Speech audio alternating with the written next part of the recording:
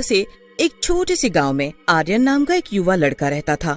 वो एक दयालु बच्चा था। आर्यन के पास एक बहुत ही सुंदर और सफेद रंग की बकरी थी। उसकी बकरी का नाम रूमी था। रूमी बहुत ही मित्रतापूर्ण बकरी थी। उसे लोगों के बीच रहने, उनके साथ खेलना, उनसे प्यार करना बहुत पसंद था। रूमी और आर्यन के बीच एक बहुत ही गहरा संबंध था। आर्यन को रूमी बेहद प्यारी थी। कुछ ही दिनों के बाद गांव में बकरी ईद आने वाली थी। आर्यन उस त्योहार के लिए बहुत ही उत्सुक था। आर्यन ईद के एक रात पहले बाकी गांव वाले बच्चों के साथ बातें कर रहा था। दोस्तों, कल तो ईद है, कल तो बहुत मजा आएगा। हाँ आर्यन, कल तो ढेर सारी ईदी मिलेगी। मैं तो उस ईदी से ढेर सारे खिलौने लूंगा। हाँ, मैं भी कल रूमी को बहुत अच्छे से सजाऊंगा। अरे, तुम सबको पता है, मैंने एक भूत की अफवाह सुनी थी। अच्छा, क्या सुना था तुमने? ईद की आखिरी रात को एक बकरी चुराने वाला भूत आता है और बकरी को अपने साथ लेके भाग जाता है। क्या ऐसा भी कुछ होता है? अगर वो भूत हमारी बकरियों को ले जाएगा तो हम ईद कैसे मनाएंगे? अगर उस भूत ने मेरी रूमी चुरा ली तो मेरा क्या होगा? हाय मेरा बच्चा, क्या हुआ तुझे? क्यों अपना मुंह लाल पीला कर रखा है?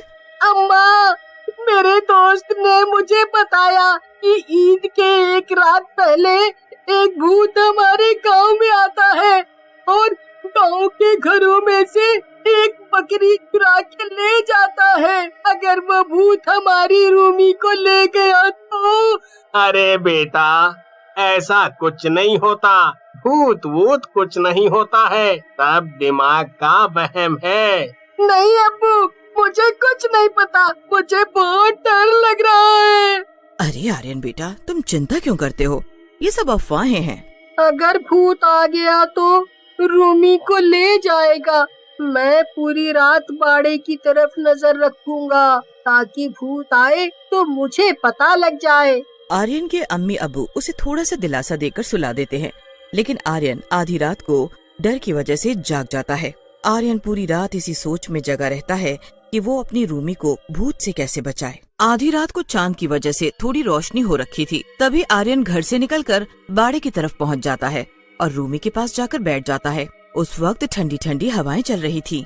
आर्यन की भी आंखें भारी होने लगती है। थोड़ी ही देर बाद आर्यन की आंख लग जाती है और वो सो जाता है। तभी बाड़ी के आगे एक तेज हवा का झोंका आता है।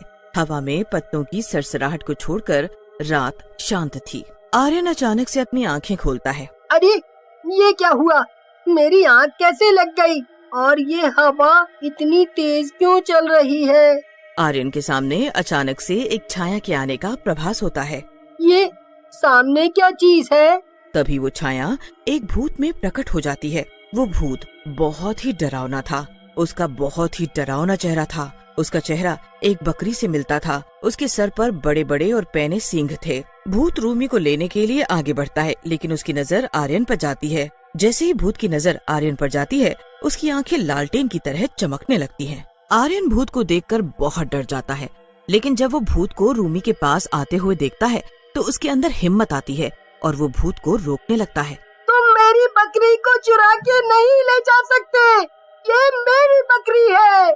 भूत जैसे ही आर्यन की बात सुनता है, वो उसके पास आता है और उसके ऊपर चिल्लाने लगती है। उस भूत की आवाज चारों ओर गूंजती है। आर्यन डर के मारे अपनी आंखें बंद कर लेता है। तभी भूत रूमी को लेकर गायब हो जाता है। अरे, वो भूत मेरी रूमी को लेके चला गया। अब मैं क्या करूं? मैं हार नहीं मानूंगा। मैं अपनी रूमी को ढूंढने जाऊंगा। वो भूत यकीनन जंगलों में रहता होगा। आर्यन उस भूत को ढूंढने जंगलों की तरफ निकल पड़ता है। आर्यन अपने बहादुर दिल के साथ जंगल में गहराई तक चला गया, जहाँ भूत के निवास की अफवाह थी। जंगल में गहराई तक जब वो गया तो पेड़ भयानक रहस्यमय तरीके से फुसफुसा रहे थे और हवा एक ठंडी धुन लेकर आ रही थी।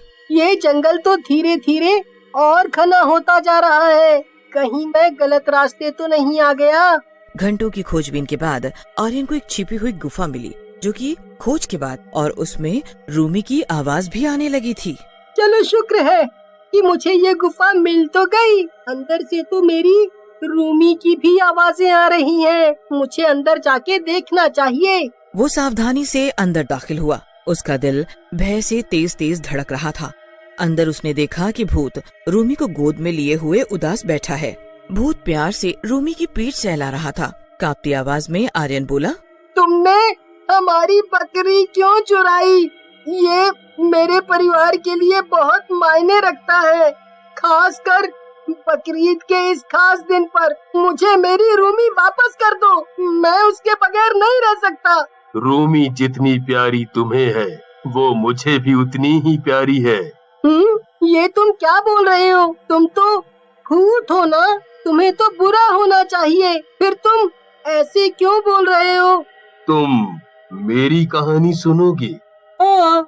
मैं मरने से पहले एक बकरा हुआ करता था। मेरे मालिक का नाम खान था। खान मुझे बहुत प्यार से रखता था, मेरी बहुत देखभाल भी करता था। वो मुझे अच्छा अच्छा खाना खिलाता था, मुझे घुमाने ले जाता था। खान मुझे बिल्कुल अपने बच्चों की तरह रखता था। फिर मैं बड़ा हो गया था और हट्टा कट्टा भी। कुछ ही दिनों बाद ईद थी। ईद की रस्म में खान ने मुझे बलि के लिए भेज दिया था। मुझे खान की जुदाई सहन नहीं हो पाई। उस दिन मैं बहुत रोया और मैंने खान को भी रोते हुए देखा। मेरी बलि होने के बाद मैं एक भूत में बदल गया। भूत बनने के बाद मैंने बहुत से खान जैसे मालिकों को उनके बकरे से जुदा होते हुए देखा। इसीलिए मैं हर साल ईद के दिन इस गांव से एक बकरी छुड़ा के यहाँ ले आता हूँ। फिर तुम उन सब बकरियों का क्या करते हो? तुम इन सब बकरियों से बहुत प्यार करते हो ना? हाँ, मैं इन सब का बहुत ख्याल रखता हूँ, बिल्कुल वैसे ही जैसे खान मेरा रखा करता था। आर्यन ये सब देखकर भावुक हो जाता है। आर्यन ने ध्यान से सुना। उसका डर सहानुभूति में बदल गया। उसे एहसास हुआ कि भूत ने अपने दुख, अपनी खान के कारण, अपने संबंधी की लालसा के कारण ऐसा किया है। तुम चिंता मत करो, मैं तुम्हारी रूमी को भी वैसे ही रखूंगा। उसे किसी भी तरीके की तकलीफ नहीं होगी, वादा करता हूँ। नहीं नहीं नहीं, मैं उसके बगैर नहीं रह सकता। तुम मुझे मेरी रूमी वापस कर दो, मैं उससे बहुत प्यार करता हूँ। खान भी मुझसे बहुत प्यार करता था, लेकिन हुआ क्या, उसने मुझे बलि के लिए भेज दिया। तुम अपनी रूमी को बलि के लिए भेज सकते हो? नहीं नहीं, मैं रूमी को बलि के लिए नहीं भेज सकता। रूमी मेरे साथ खुश रहेगी और सुरक्षित भी। नहीं, मैं रूमी को बलि के लिए नहीं भेजूंगा। हमारी बकरी चुराने से आपको वो शांति नहीं मिलेगी जो आप चाहते हैं। इसके बजाय आइए हम एक दूसरे की मदद करें, हमारी बकरी लौटा दें। मैं तुम्हें अपने साथ गांव लेके चलूंगा और तुम्हें सम्मान दिलाऊंगा। आर्यन भूत को अपने साथ गांव ले जाता है। आर्यन अपनी, रूमी, भूत और बाकी सारी बकरियों के साथ गांव पहुंच जाता है। सारे गांव वाले आर्यन को भूत के साथ देखकर चौंक जाते हैं। सुनो गांव वालों, मैं यहाँ आप सबको कुछ बताने आया हूँ। आप सबको इस भूत से डरने की कोई जरूरत नहीं है। ये आपको कोई नुकसान नहीं पहुँचाएगा। ये भूत भी पहले हमारे बकरों की तरह हुआ करता था। बलि के बाद ये अपने मालिक की जुदाई बर्दाश्त नहीं कर पाया, इसीलिए ये एक भूत बन गया। आर्यन की बात सुनकर सारे गांव वाले भावुक हो जाते हैं और भूत को बिरयानी खिलाने लगे। भूत गांव वालों का प्यार देखकर बहुत खुश हुआ और उसे शांति मिल गई। मैं आप सब गांव वालों का बहुत बहुत शुक्रगुजार हूँ। इतना कहकर भूत वहाँ से गायब हो जाता है।